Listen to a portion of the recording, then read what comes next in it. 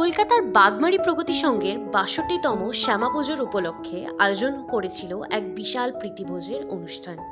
এখানে উপস্থিত ছিলেন মানিকতলার বিধানসভার নবনির্বাচিত বিধায়িকা স্তুতি পাণ্ডে, গভর্নর ও সমাজসেবিকা শ্রেয়া পাণ্ডে, ৩২ নম্বর ওয়ার্ডের পরপিতা শান্তি রঞ্জন কুণ্ডু সহ বহু মানুষ। বাগমারি প্রগতি সংঘের উদ্যোক্তা রাজু চক্রবর্তী বললেন, বিগত ৬ বছর ধরে প্রীতিভোজের অনুষ্ঠান করে আসছি। সমাজের মানুষের পাশে দাঁড়াতে পেরে এবং সবাইকে আনন্দ দিতে পেরে আমাদের ভালো লাগছে। চেষ্টা করব প্রত্যেক বছর আরও ভালো করে এই অনুষ্ঠান এগিয়ে নিয়ে যাওয়ার।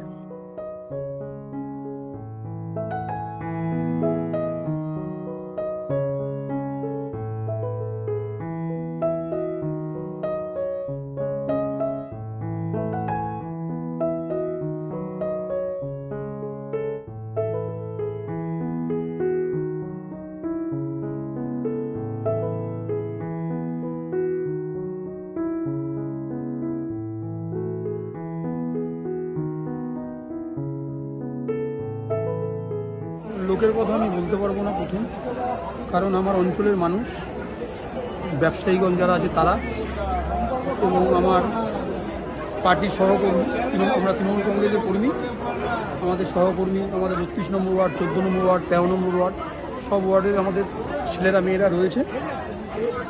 বিশেষ করে আমার অঞ্চলের মানুষরা রয়েছে। আর প্রতি বছরের নেই এবছরও আমরা ৬২তম বর্ষে পদার্পণ করলাম শ্রী শ্রী শ্যামা পুজো। আর প্রীতিভোজটা আমাদের প্রায় ৬-৭ বছর হয়ে গেল এটা হচ্ছে। এটা সবাই একদিন এক জায়গায় সবাই হয়ে একত্রিত হয়ে এই অনুষ্ঠানটা করে একটা আনন্দের মধ্যে সবাইকে এক জায়গা পাবো, একসঙ্গে দেখা হবে। সবাই সবার মতো কাজকর্মে সারাদিনে ব্যস্ত থাকে। এই বছরে একটা দিন, এই দিনটা সবাই উপলব্ধি করে যে এই দিন একটা অনুষ্ঠান হবে, বাগমারি প্রগতির সঙ্গে করবে, সেই অনুষ্ঠানে সবাই সামিল হবে, সবার সঙ্গে সবার দেখা হবে। তো সেই হিসাবে অনুষ্ঠানটা হয়।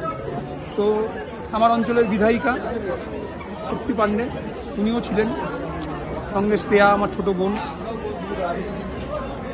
সেও ছিল আমার উত্তর কলকাতা তৃণমূল যুব কংগ্রেসের সভাপতি, এবং ৩২ নম্বর ওয়ার্ডের জনপ্রিয় পৌরপিতা আমার ভাই শান্তি, সবাই ছিল আজকে। আমার সবথেকে বড় পাওনা যে আমি আমার পুরো পরিবারটাকে পেয়েছি। মানে আমার মাথার উপরে যে যাদের ছাওয়া রয়েছে, শান্তি, শ্রেয়া, স্তুতি পাণ্ডে, তাদেরকে আমি একসঙ্গে পেয়েছি। প্লাস মানুষ তো আমার সঙ্গে রয়েছেই, পাড়ার মানুষরা, সবাইকে একসঙ্গে পেয়ে এত আনন্দ লাগছে। এতদিন আমি এত উৎসব করলাম, কিন্তু এবছর জন্য বেশি খুশি আমার লাগছে যে একসঙ্গে বসে আমি তাদের সঙ্গে খেয়েছিও, তারাও আমার সঙ্গে খেলো বসে। এটাই আমার কাছে বড় আনন্দ। আর পাড়ার লোক সবাই বসে খাচ্ছে, এখনও দেখেছেন বহু মানুষ দাঁড়িয়ে রয়েছে। আস্তে আস্তে আস্তে আস্তে সবাই খাবে, সেইভাবে আয়োজন করা হয়েছে। আর অঞ্চলের মানুষ যদি থাকে আর ঈশ্বর যদি থাকে, যাকে সামনে রেখে অনুষ্ঠান, মা কালীকে, সে যদি থাকে আর মানুষ যদি থাকে, আগামী দিন চেষ্টা করবো আরও বড় করার, আরও ভালো করার। এগুলো আমরা বক্তব্য শেষ করি। নমস্কার। নিজেদের অনুষ্ঠান নিজেরাই ডেট ঠিক করি কবে হবে, আমরা আমাদের সহমতে সব খাওয়া দাওয়া হয়, লাস্ট উইকে চলতেই থাকছে। কতজন এসছে এখানে? কতজন? ২-২৫০০ তো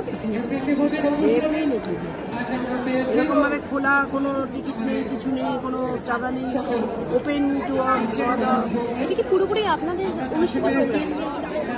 ছেলেরা করে, আমরা থাকি পাশে, সবটাই সেটুকু ক্ষমতা ওদের আছে।